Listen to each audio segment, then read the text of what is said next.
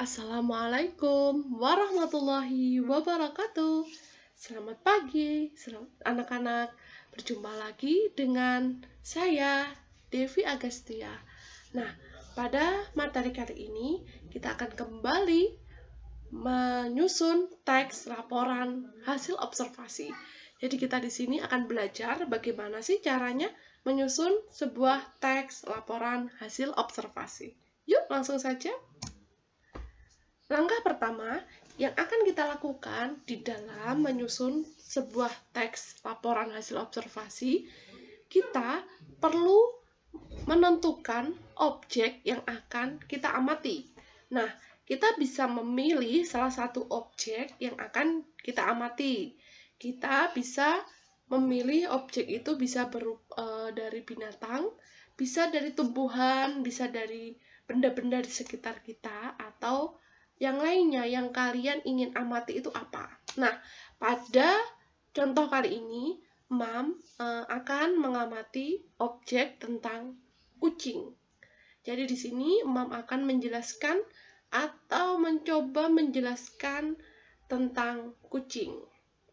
Mengamati kucing ya, khususnya.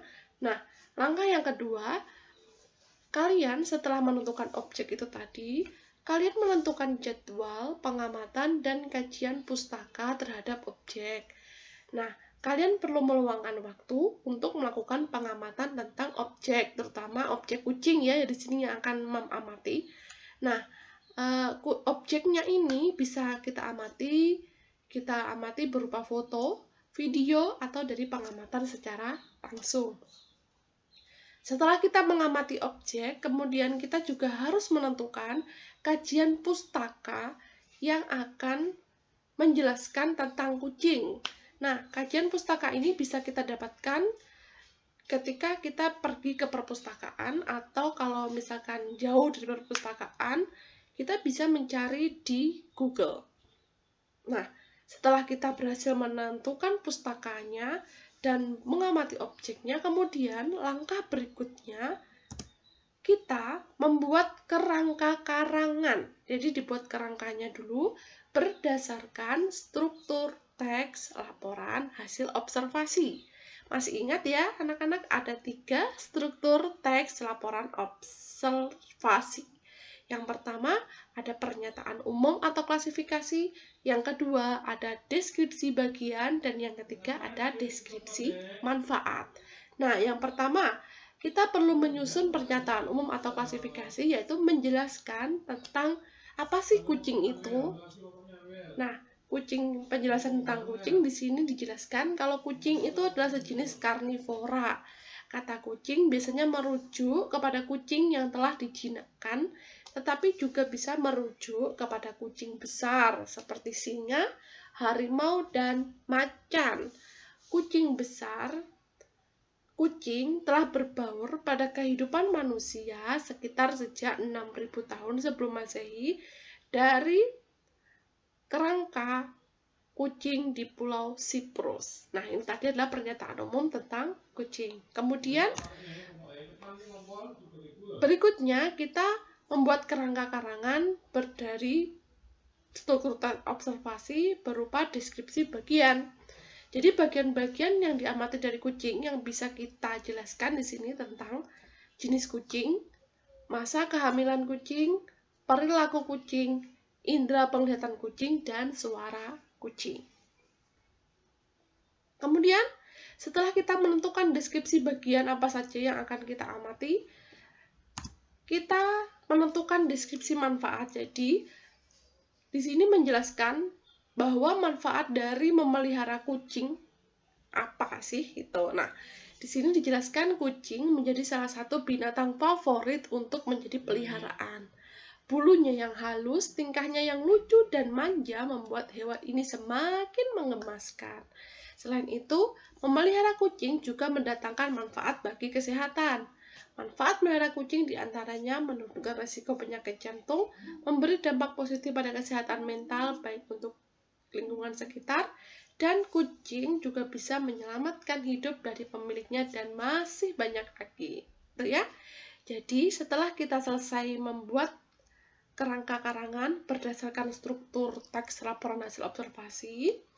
Langkah berikutnya, kita mengembangkan kerangka karangan itu tadi yang sudah kita susun menjadi karangan yang utuh. Nah, dalam menyusun sebuah teks yang utuh, sebuah teks laporan hasil observasi yang utuh berdasarkan kerangka karangan, kita perlu memperhatikan strukturnya tadi, 3 strukturnya. Ada pernyataan umum atau klasifikasi, ada deskripsi bagian, dan ada deskripsi manfaat. Kemudian kita perlu memperhatikan bahasa yang kita gunakan, ya, menggunakan afiksasinya, menggunakan jenis katanya, bahkan struktur kalimatnya, bahkan penyusunan kalimatnya, dan juga penggunaan bahasa Indonesia yang baik dan benar, dan juga penggunaan huruf kapitalnya perlu kita perhatikan, ya. Dari kebahasaannya, bahasanya, dan strukturnya perlu kita perhatikan di sini, sesuai yang sudah kalian pelajari sebelumnya. Nah, kemudian setelah kita berhasil menyusun teks, jangan lupa tentukan judulnya. Nah, kita harus memberikan judul terhadap teks laporan hasil observasi yang sudah kita susun tadi. Di sini Mam akan sajikan contoh laporan hasil observasi tentang kucing tadi dengan judul Mengenal tentang Kucing.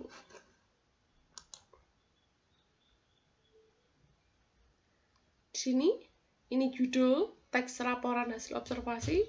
Kemudian pada bagian ini merupakan bagian dari pernyataan umum atau klasifikasi tentang kucing. Diteruskan dengan jenis kucing, deskripsi bagian, diteruskan dengan deskripsi bagian tentang kucing dari gigi dan saluran pencernaan yang khusus. Kemudian deskripsi bagian lagi tentang jenis kelamin kucing jantan yang aktif. Kemudian di sini dijelaskan deskripsi bagian tentang masa kehamilan kucing.